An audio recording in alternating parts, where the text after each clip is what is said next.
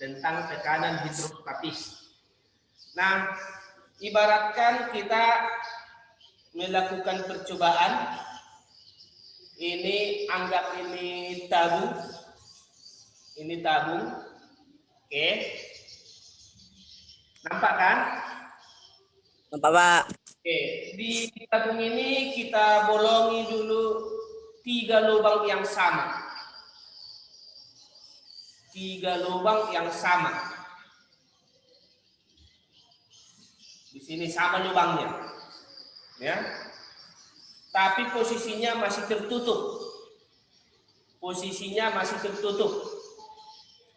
Nah, sekarang ini kita hayalkan dulu, nanti bisa dipraktekkan, ya. Dihayalkan dulu.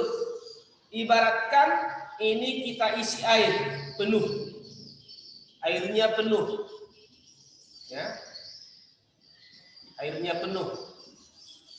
Ini air. Oke. Ini tadi tertutup, ya kan? Ngelek, Pak.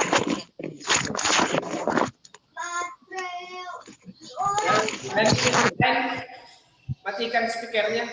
Nah, kalau tidak mau berbicara dimatikan ya, biar aman ya, yang lain. Oke. Nah, sekarang kita lihat yang ini ada lubangnya 3. Ini sekarang berisi air. Sudah? Sekarang kalau kita buka tutupnya ini bersamaan. Tadi lubangnya sama besar. Kira-kira bagaimana pancaran airnya? Mana yang lebih jauh? Yang di atas, yang di tengah, atau yang paling bawah?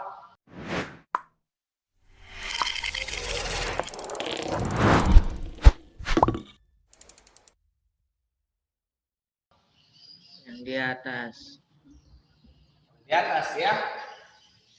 Siapa bilang yang di atas? Oke. Siapa bilang yang di tengah? Siapa bilang yang di bawah? Oke, berapa orang ini? Si Andre Sirait ya? Ya. Oh my God, if I die, I'm a legend. When they lay me down to rest, I know I was always repping. Oh my God, my whole life.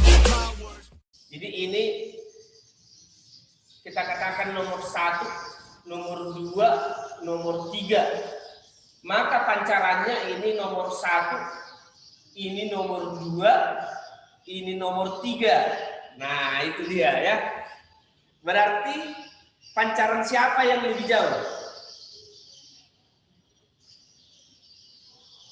Yang bawah, Pak. Yang bawah kan? Oh, Pak. Iya, yang bawah. Nah, kenapa begitu?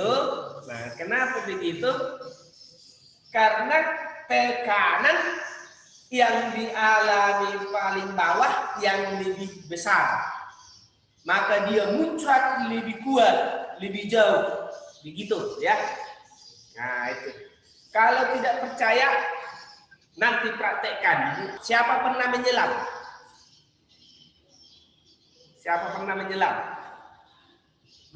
Ayo, kalau yang belum pernah menyelam dulu ya. Kalau belum pernah menyelam dulu. Nah, makin ke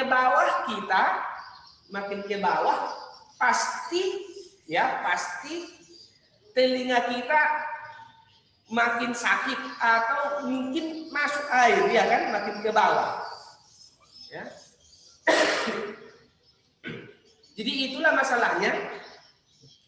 Kalau penyelam dibuat pengaman di telinganya.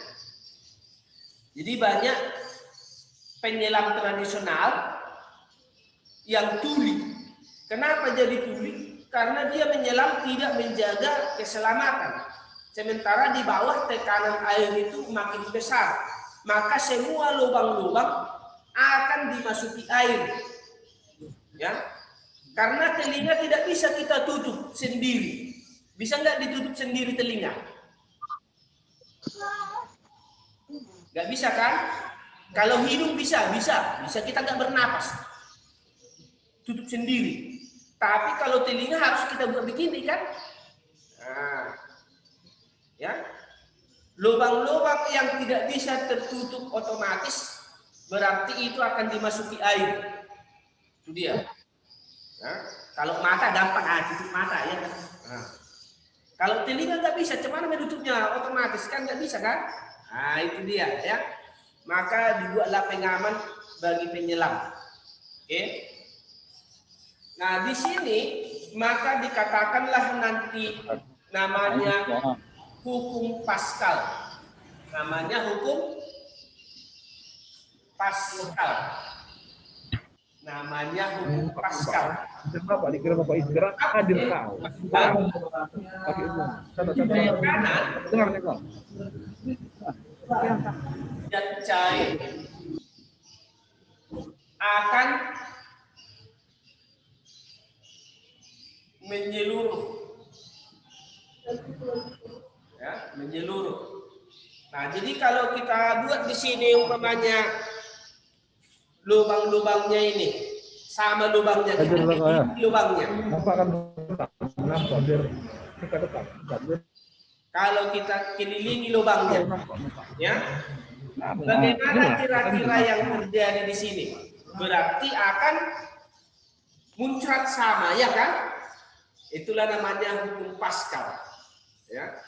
Itu namanya hukum Pascal. Nah, ada juga nanti namanya hukum Archimedes. Hukum Archimedes. Nah, kalau ada tempat cuci tangan. Ada tempat cuci tangan. Pernah menyediakan tempat cuci tangan? Oke. Kalau pernah, kalau kita isi air, apakah penuh kita buat airnya? Cuci tangan? Tidak, bukan? Kenapa? Nah, supaya kalau dimasukkan tangan, airnya tidak tumpah. Maka cuci tangan itu airnya dibuat hampir-hampir separuh. Nah, kenapa? Kalau penuh dia, kita masukkan air tangan, tumpahlah. Karena Archimedes mengatakan, jika dimasukkan benda ke dalam zat cair, akan terdesak sebesar volume benda tersebut airnya. Nah, jadi kalau segini kita masukkan tangan ke tempat cuci tangan itu, maka segini air Lagi cuma kena ayamnya nanti lah itu nanti. angkat atau berpindah. Nah, seperti itu ya.